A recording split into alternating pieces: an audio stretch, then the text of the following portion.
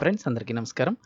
Friends, YCP హయాంకి సంబంధించి YV సుబ్బారెడ్డికి మరో భారీ షాక్ తగిలింది. అసలు ఏం జరిగింది, ఏంటి వివరాలు తెలుసుకుందాం. వీడియో పూర్తిగా చూడండి. అలాగే తప్పకుండా లైక్ చేసి ఛానల్ని సబ్స్క్రైబ్ చేసుకోండి. ప్రభుత్వం నుంచి వచ్చే లేటెస్ట్ అప్డేట్స్ అన్నీ కూడా ఎప్పటికప్పుడు మన ఛానల్ ద్వారా మీకు తెలియచేయడం జరుగుతుంది. అలాగే వీడియోని ఒక లైక్ చేశారంటే మరింత మందికి సమాచారం చేరుతుంది. ఇంక వివరాల్లోకి వెళ్ళిపోదాం.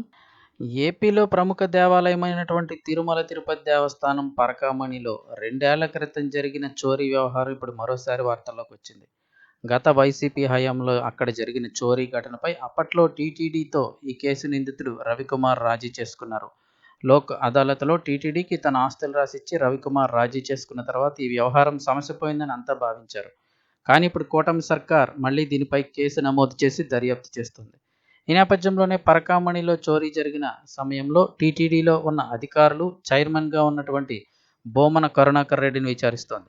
ఇందులో భాగంగా ఇవాళ అప్పట్లో చైర్మన్గా లేని మాజీ బాస్, ప్రస్తుత వైసీపీ ఎంపీ వైవి సుబ్బారెడ్డిని కూడా పిలిచింది. అయితే విచారణలో పరకామణి చోరీ కేసుతో సంబంధం లేని తననెందుకు పిలిచారంటూ వైవి సుబ్బారెడ్డి సిఐడి అధికారులను ప్రశ్నించినట్లు తెలుస్తోంది. దీంతో వారు ఇరుకున పడ్డారు.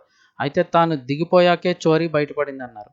పరకామణి కేసులో ఇవాళ విజయవాడలో సిఐడి విచారణకు హాజరైన వైవి సుబ్బారెడ్డి అనంతరం కీలక వ్యాఖ్యలు చేశారు. పరకామణి చోరీపై సిఐడి తనను ప్రశ్నించిందని, వారి ప్రశ్నలకు సమాధానాలు చెప్పినట్లు వెల్లడించారు. విచారణకు పూర్తిగా సహకరిస్తానంటూ సిఐడికి తెలిపారు. తన హయాంలో చోరీ జరిగిందా అని సిఐడి అడిగిందని వైవి సుబ్బారెడ్డి తెలిపారు. అయితే తన పదవీకాలం ముగిశాకేనే ఈ ఘటన చోటు చేసుకున్నదని చెప్పినట్లు ఆయన వెల్లడించారు. మరోవైపు ఈ వ్యవహారాన్ని రాజకీయం చేయొద్దని ఆయన కోరారు.